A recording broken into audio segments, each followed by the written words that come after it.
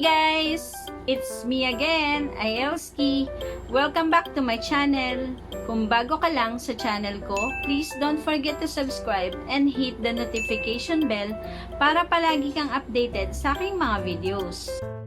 Guys, today, bago ako mag-start ng video ko, ipapakita ko muna sa inyo itong binigay sa akin ng friend ko na taga Cebu na si Vian. And meron kasi siyang business na nag-personalize siya ng mga gamit tulad ng baso, mga ganon, suklay. So, ipapakita ko sa inyo yung binigay niya sa akin. So, sana guys, supportahan natin yung mga katulad nila na may small business na ganito and yung mga other online business na meron yung mga kaibigan natin. So, yung una niyang binigay sa akin is itong suklay. So, makikita nyo, naka-personalize yung name ko, diba? Ang cute niyan. So, yan. Para raw may suklay na ako kasi lagi magulo yung buhok ko. Next, itong bottle sprayer. So, pwede ka maglagay ng mga pabango dito. Tapos, mga alcohol. Yung mga on the go lang. Yung konti lang, diba? So, yan. Maganda, diba? Nakasulat din yung pangalan ko dyan. Yan. Next ay itong mug. So, yan. Makikita nyo talaga. Naka-personalize yung pangalan ko dyan, diba? So, ang ganda niya kasi hindi talaga itong mawawala. And wala talagang gagamit kasi sa akin lang siya nakapangalan. Kasi mahilig daw akong mag-tsaa. Yan. Saka magkape. So, yan guys. Kung gusto nyo and interesado kayo para sa mga gantong bagay na napapersonalize niya and parang nakapangalan talaga sa inyo. Yan, i-follow nyo lang siya sa Facebook niya, yung Yours Truly by Vian. Hi Vian, thank you sa mga gift mo sa akin. So for today's video guys, gagawa ako ng low carb na baked sushi. Kasi alam mo yun, lagi ko na lang nakikita sa newsfeed ko yung mga baked sushi. Yung mga kaibigan ko talagang nagkikrave talaga ako. At dahil nga nagbalik loob na ako, and medyo nagbabawas na ako sa carbs. Kaya ayun, gagawa tayo ng low carb baked sushi. Kaya tara, papakita ko sa inyo yung mga ingredients na gagamitin natin.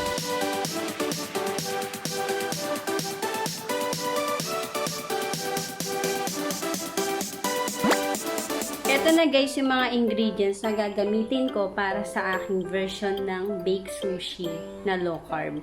So, para sa replacement ng ating rice, gagamit ako ng cauliflower.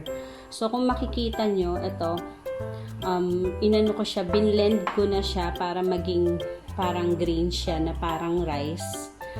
Then, ang ating cheddar cheese, purikake pork, etong yellowfin tuna, ang ating magnolia gold na butter, then ang ating mayo. So, dalawang klase kasi ito pag bumili kayo dun sa mga Korean mayo, Korean store. So, ito yung piliin nyo para low carb siya. So, yan. Since na-present ko na sa inyo yung mga ingredients, simulan na natin yung procedure. So, para sa ating first procedure, kailangan natin ng cauliflower and itong butter. So, maglagay lang tayo ng pan. Tapos, painitin lang natin ang ating pan. Then, ilagay na natin itong butter natin. So, yan. Para lang tayong magsasangag ng rice. Pero this time, yung gagamitin natin na replacement sa rice ay ang ating cauliflower. Kaya magiging cauli rice siya. Pero kung wala kayong blender, pwede nyo rin siyang i-grate dun sa pang-grate ng cheese. Para lang maging grain siya kagaya nito. So yan. Antayin lang natin maluto tong cauli rice natin. Hanggang maging siya, parang sinangag. I-mix lang natin ng i-mix ang ating cauli rice. Then lagyan natin siya ng konting salt lang.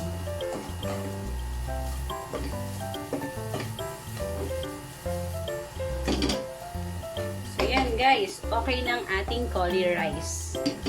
Now, i-prepare naman natin ang ating magiging para topping. Sa ating next step or second procedure, nilagay ko na yung mga tuna sa ating sa lalagyan. So, lagyan lang natin siya ng konting salt and pepper para magkalasa ng konti.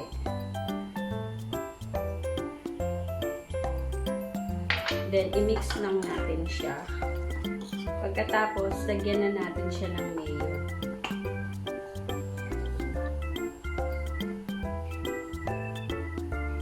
Ayan.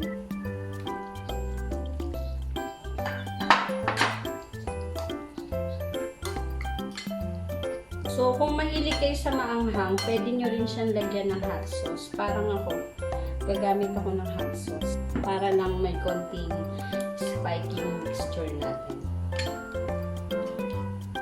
So, yan. Ready na ang ating mixture. Ngayon, mag-assemble na tayo ng ating ima-microwave na mga baked sushi. So, dito, gagamit ako ng microwavable kasi wala tayong oven, microwave lang. Kaya, microwavable yung gagamitin. So, first, maglagay lang tayo ng cauli rice natin, yung ginawa natin kanina. Then, i-flat lang natin yan siya. Since na-flat na natin siya, pwede na natin ilagay ang ating mixture ng tuna. So, medyo ikalat mo lang siya, guys. Next ay ang ating cheddar cheese. So, sa paggawa ng baked sushi, guys, again, yung sinasabi ko, up to you kung anong version yung gagawin mo or kung anong mga ingredients yung gusto mong ilagay. So, ako, itry ko naman tong cheddar cheese. Para pag nag-melt siya, alam mo yun, sobrang sarap niya pero low carb siya, diba? Then, ang ating furikake. Yan guys, damihan niya. Katapos, syempre, ang ating mayo.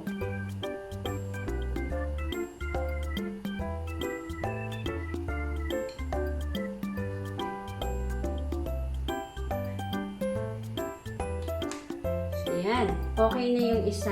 Then, tapusin ko naman yung last. So, yan. Okay na ang ating nagawang baked sushi. Time na para i-bake na natin sila. Pero since wala nga tayong oven, i-microwave lang natin siya. Kaya tara, i-microwave na natin itong nagawa natin na baked sushi. Na siya sa ating microwave. So, timer lang natin siya ng mga 5 minutes.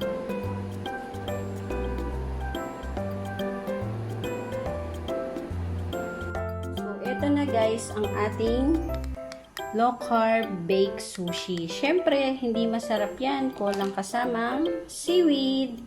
Ngayon, ipapatikim na natin to kay Joams. Hey girl! So yan, titikman na ng ating guest na si Joams ang ating nilutong low carb na baked sushi. Manan natin to.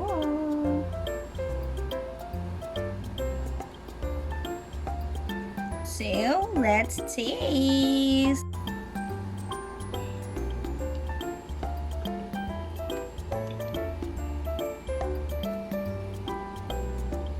Masarap siya! As in, para ka talagang kumakain yung rice talaga na yung baked sushi.